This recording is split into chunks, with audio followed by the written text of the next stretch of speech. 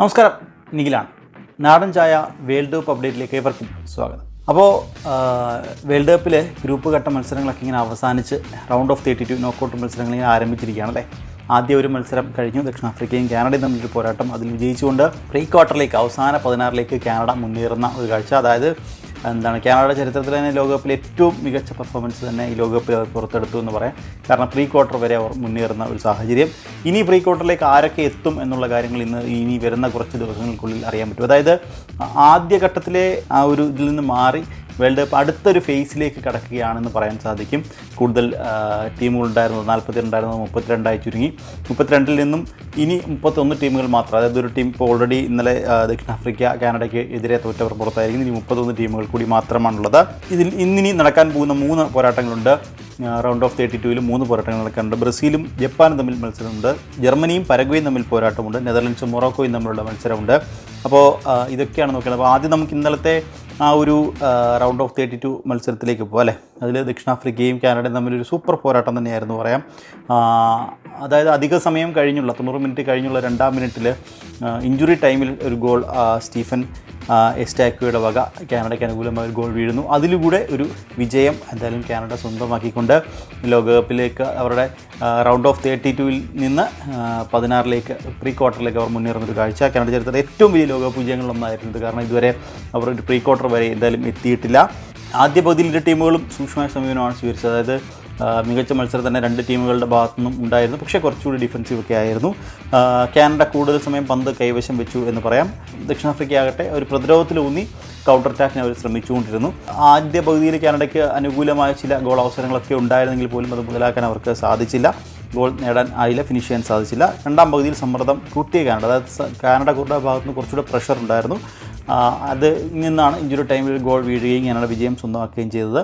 ഇനി മത്സരത്തിൻ്റെ ഓവറോൾ നോക്കിയാൽ കാനഡയിലേക്ക് വന്ന് ഉയർന്ന പൊസിഷൻ, അതായത് പന്ത് കൂടുതൽ സമയം കൈവശം വെച്ചത് അവരാണ്. അതിൻ്റെ ആനുകൂല്യം അവർക്ക് നേടാനായി. വിങ്ങിലെ പ്ലേ വളരെ മനോഹരമായിരുന്നു. അവസാന നിമിഷം വരെ ആക്രമണം തുടർന്നുകൊണ്ടേയിരുന്നു. അത് അവർക്ക് വലിയ രീതിയിൽ ഗുണം ചെയ്തു.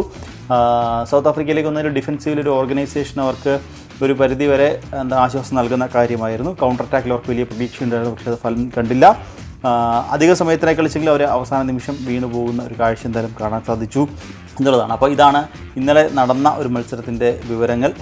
പറഞ്ഞതുപോലെ ചരിത്രത്തിൽ ആദ്യമായിട്ട് കാനഡ വേൾഡ് കപ്പിലെ ലാസ്റ്റ് 16 അതായത് ഈ ഒരു പ്രീ ക്വാർട്ടറിലേക്ക് അവർ മുന്നേറുന്നു. അടുത്ത നെതർലൻഡ്സ് അല്ലെങ്കിൽ മൊറോക്കോ രണ്ടിലേതെങ്കിലും ഒരു ടീമായിരിക്കും കാനഡയുടെ എതിരാളികളായിട്ട് പ്രീ ക്വാർട്ടറിൽ വരിക. അതും വളരെ ആവേശം നിറഞ്ഞ മത്സരമായിരിക്കും. കാരണം നെതർലൻഡ്സും മൊറോക്കോയും തമ്മിൽ പോരാട്ടം നടക്കാനുണ്ട്. ആ പോരാട്ടത്തിൽ വിജയിക്കുന്നവർ കാനഡയ്ക്കെതിരെയായിരിക്കും ഈ ഒരു പ്രീ ക്വാർട്ടറിൽ നേരിടാൻ ഒരുങ്ങുന്നത്. കാനഡയെ നേരിടാനായിരിക്കും. അപ്പോൾ കാനഡ അവിടെയും ഒരു വിജയം സ്വന്തമാക്കുകയാണെങ്കിൽ ക്വാർട്ടറിലേക്കൊക്കെ കാനഡ മുന്നേറുന്ന ഒരു സാഹചര്യം ഉണ്ടാകും. എന്തായാലും ഇതാണ് നിലവിലത്തെ ഒരു സാഹചര്യം. മൊറോക്കോ അല്ലെങ്കിൽ നെതർലൻഡ്സ് ഇന്ന് രാത്രി തന്നെ നമുക്കറിയാൻ സാധിക്കും കാനഡയുടെ എതിരാളി ആരാണെന്നുള്ളത്. ഇതാണ് ഇന്നലെ നടന്ന ഒരു മത്സരം. ഒരേ ഒരു മത്സരം മാത്രമാണ് ഉണ്ടായിരുന്നത്. ആ മത്സരത്തിൻ്റെ വിവരങ്ങൾ അല്ലെങ്കിൽ വിശദാംശങ്ങൾ ഇതൊക്കെയാണ്.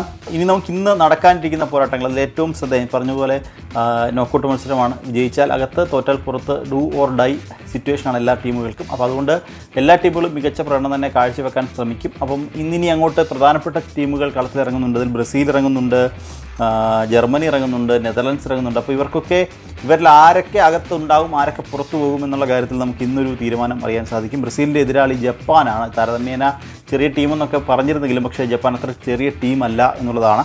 ജപ്പാൻ വലിയ അട്ടിമറികൾക്കൊക്കെ തങ്ങൾ തയ്യാറാണ് എന്ന് തെളിയിക്കുന്നൊരു ടീമാണ് ജപ്പാൻ. കാരണം ഈ ടൂർണമെൻറ്റിൽ ഇതുവരെ ഒരു തോൽവി പോലും അറിയാതെ, ഗ്രൂപ്പ് ഘട്ടത്തിൽ ഒരു തോൽവി പോലും അറിയാതെയാണ് ജപ്പാൻ എത്തുന്നത്. അതായത് 2 സമനില പിടിച്ചെങ്കിൽ പോലും മത്സരത്തിൽ അവർ വിജയിച്ചുകൊണ്ട് അവർ ഈ ഒരു നോക്കൗട്ടിലേക്ക് റൗണ്ട് ഓഫ് 32 എത്തുകയായിരുന്നു. അപ്പോൾ അതുകൊണ്ട് ഒരു തോൽവി പോലും അറിയാതെയാണ് അവർ എത്തുന്നത് എന്നൊരു ശ്രദ്ധേയമാണ്. അത് ബ്രസീലിന് വലിയൊരു മുന്നറിയിപ്പ് തന്നെയാണ്. ഇനി ബ്രസീലിൻ്റെ കാര്യത്തിലേക്ക് വരികയാണെങ്കിൽ ആദ്യ മത്സരത്തിൽ നമുക്കറിയാം മൊറോക്കോയ്ക്കെതിരെ ഒരു 1-1 ഒരു സമനില അവർ വഴങ്ങി. പിന്നീട് ഹെയ്തിക്കെതിരെയും സ്കോട്ട്ലൻഡിനെതിരെയും 3-0 വിജയം അവർ സ്വന്തമാക്കിക്കൊണ്ട് ഗ്രൂപ്പ് ചാമ്പ്യന്മാരായിക്കൊണ്ട് തന്നെയാണ് അവർ ബ്രസീൽ എത്തുന്നത്. പക്ഷേ ആദ്യ മത്സരത്തിലെ ഒരു സമനില അത് വലിയൊരു തിരിച്ചടി തന്നെയാണ് ബ്രസീൽ നൽകിയത്. അപ്പോൾ തോൽവിയിൽ നിന്ന് പാഠങ്ങളൊക്കെ ഉൾക്കൊണ്ടുകൊണ്ട് ഒരു ചാമ്പ്യൻ ടീം എന്നുള്ള നിലയിലേക്ക് അവർ ഉയർന്നുകൊണ്ട് അവർ ഒരു വിജയം സ്വന്തമാക്കുന്ന ഒരു കാഴ്ച 2 മത്സരത്തിൽ തുടർച്ചയായ 2 മത്സരത്തിൽ വിജയം സ്വന്തമാക്കിയ ഒരു കാഴ്ച എന്തായാലും നമുക്ക് കാണാൻ സാധിച്ചു. അപ്പോൾ അതാണ് ബ്രസീലിൻ്റെ കാര്യം. ഈ ജപ്പാൻ്റെ കാര്യത്തിലേക്ക് ഞാൻ നേരത്തെ പറഞ്ഞതുപോലെ ജപ്പാൻ നെതർലൻഡ്സിനെതിരെ ഒരു സമനില അവർ വഴങ്ങി. ടുണീഷ്യക്കെതിരെ 4-0 വിജയം അവർ സ്വന്തമാക്കി. ജപ്പാൻ വീണ്ടും സ്വീഡനെതിരെ ഒരു സമനില 1-1 സമനിലയെ അവർ വഴങ്ങി. അങ്ങനെ മികച്ച പ്രകടനം കാഴ്ചവെച്ച് തന്നെയാണ് അവരും എത്തുന്നത് എന്ന കാര്യത്തിൽ സംശയമില്ല. ഡിഫൻസും വേഗമേറിയ ട്രാൻസിഷനും അത് രണ്ടുമാണ് ജപ്പാൻ്റെ ഏറ്റവും വലിയ കരുത്തെന്ന് പറയാൻ സാധിക്കും. ബ്രസീലിൻ്റെ വ്യക്തിഗത മികവും ജപ്പാൻ്റെ സംഘടിതമായ ഒരു ടീം പ്ലേയും തമ്മിലൊരു പോരാട്ടമാകും ഇന്ന് നടക്കുക കാര്യത്തിൽ സംശയമില്ല. പറഞ്ഞ പോലെ വിനീഷ്യസും റോഡ്രിഗോയും ഒക്കെ അടങ്ങുന്ന ഒരു താരനിരയുണ്ട്. നെയ്മറിൻ്റെ അവൈലബിലിറ്റിയെ പറ്റി ഇപ്പോഴും സംശയമാണ്. എന്നാൽ കഴിഞ്ഞ മത്സരത്തിൽ നെയ്മർ അവസാന കുറച്ച് മിനിറ്റുകളിൽ ഇറങ്ങിയിരുന്നു. അതുപോലെ ഇന്നും ഇറങ്ങാൻ സാധ്യതയുണ്ടോ എന്ന കാര്യത്തിലൊരു സംശയമുണ്ട്. കാരണം ഇതൊരു നോക്കൗട്ട് മത്സരമാണ്. അതുകൊണ്ട് തന്നെ ആൻസലോട്ടി ഒരു പരീക്ഷണത്തിന് മുതിരുമോ എന്ന കാര്യത്തിലൊരു സംശയമുണ്ട്. പക്ഷേ എന്നിരുന്നാൽ തന്നെയും അത് ഒരു പരിധിവരെ സെക്കൻഡ് ഹാഫിലെ അവസാന നിമിഷങ്ങളൊക്കെ നെയ്മറും കളത്തിലേക്ക് ഇറങ്ങാനുള്ള സാധ്യത വളരെ കൂടുതലാണ്. നേരത്തെ പറഞ്ഞ പോലെ ഈ ഒരു ബ്രസീലിൻ്റെ വ്യക്തിഗത മികവ്, കാരണം റോഡ്രിഗോയും വിനീഷ്യസും ഒക്കെ അവരുടെ വ്യക്തിഗത മികവിൻ്റെ പുറത്ത് ടീം വിജയിക്കുന്നു എന്നൊരു കാര്യം ആണ് ഉള്ളത്. അപ്പം അതും ജപ്പാൻ്റെ ഒരു ടീം പ്ലേയും തമ്മിലൊരു പോരാട്ടമാകും ഇന്ന് നടക്കുക എന്നൊരു സംശയമില്ല. അപ്പോൾ ഒരു മിഡ്ഫീൽഡിലെ പോരാട്ടം തന്നെ. മിഡ്ഫീൽഡിൽ ആര് കളി കൃത്യമായി മെനയുന്നോ അവർക്ക് ഇന്ന് വിജയം അനിവാര്യമാകും. അപ്പം ജപ്പാൻ്റെ കൗണ്ടർ അറ്റാക്കുകളും അത് ബ്രസീലിന് വലിയ രീതിയിൽ വെല്ലുവിളി ഉണ്ടാക്കുമെന്ന കാര്യത്തിൽ സംശയമില്ല. ഇനി നടക്കാൻ പോകുന്ന മറ്റൊരു മത്സരം ജർമ്മനിയും പരഗ്വേയും തമ്മിലുള്ള പോരാട്ടമാണ്. ജർമ്മനിയിലേക്ക് വന്നു കഴിഞ്ഞാൽ ആദ്യ 2 മത്സരം ഗംഭീര വിജയം. ഇപ്പം കുറസാവോയ്ക്കെതിരെ 7-1 വിജയവും ഐവറി കോസ്റ്റിനെതിരെ 2-1 ഒരു വിജയവും അവർ സ്വന്തമാക്കി. പക്ഷേ എക്വഡോറിനെതിരെ ഒരു പരാജയം അവർ നേരിട്ടു. അത് അവർ ഗ്രൂപ്പ് ചാമ്പ്യന്മാരെന്ന് ഉറപ്പിച്ചതിന് ശേഷം ഒരു മത്സരം, അതായത് വിജയിച്ചാലും കുഴപ്പമില്ല തോറ്റാലും കുഴപ്പമില്ല എന്നുള്ള രീതിയിൽ ഗ്രൂപ്പിലെ അവസാന മത്സരത്തിന് അവർ ഇറങ്ങുന്നു. അതിൽ ഒരു പരാജയം ഏറ്റുവാങ്ങുന്നു. പക്ഷേ എന്നാലും ആദ്യ 2 മത്സരത്തിൻ്റെ വലിയ വിജയത്തിൻ്റെ ആത്മവിശ്വാസം അവർക്കുണ്ട്. അതിൻ്റെ ആത്മവിശ്വാസവുമായാണ് എന്തായാലും ജർമ്മനി ഇറങ്ങുന്നത് എന്ന കാര്യത്തിൽ സംശയമില്ല. മറുവശത്ത് പരഗ്വേയിലേക്ക് വന്നു കഴിഞ്ഞാൽ പരഗ്വേ തോൽവി അറിയാതെയാണ് അവരും ഈ നോക്കൗട്ടിലേക്ക് എത്തിയത്. ഓസ്ട്രേലിയക്കെതിരെയും ഒരു സമനില, അപ്പോൾ USA-ക്കെതിരെയും സമനിലയൊക്കെ നേടിയാണ് എന്തായാലും പരഗ്വേയും നോക്കൗട്ടിലേക്ക് എത്തുന്നത്. മുസിയാലയുടെയും റിഡ്സിൻ്റെയും ഒക്കെ ഒരു പ്രകടനം അത് ഇന്ന് ജർമ്മനിക്ക് വളരെ നിർണായകമാകുമെന്ന കാര്യത്തിൽ സംശയമില്ല. മുൻ ചാമ്പ്യൻ ടീമാണ്, മുൻപ് കിരീടം നേടിയിട്ടുള്ള ടീമാണ്. കഴിഞ്ഞ ലോകകപ്പിൽ ആദ്യഘട്ടത്തിൽ തന്നെ പുറത്താകുന്ന ഒരു കാഴ്ച നമുക്ക് കാണാൻ സാധിച്ചു. ഇത്തവണ അങ്ങനെ ഉണ്ടാകരുത് എന്നാണ് ജർമ്മൻ ആരാധകരൊക്കെ പ്രതീക്ഷിക്കുന്നത്. അപ്പം അതിനുവേണ്ടി തന്നെ ടീമിൻ്റെ ഒരു പരിശ്രമം ഉണ്ടാകുമെന്ന കാര്യത്തിൽ സംശയമില്ല. അപ്പോൾ ജർമ്മനിയും പരഗ്വേയും തമ്മിലൊരു പോരാട്ടം ഇന്ന് നടക്കാനിരിക്കുന്നുണ്ട്.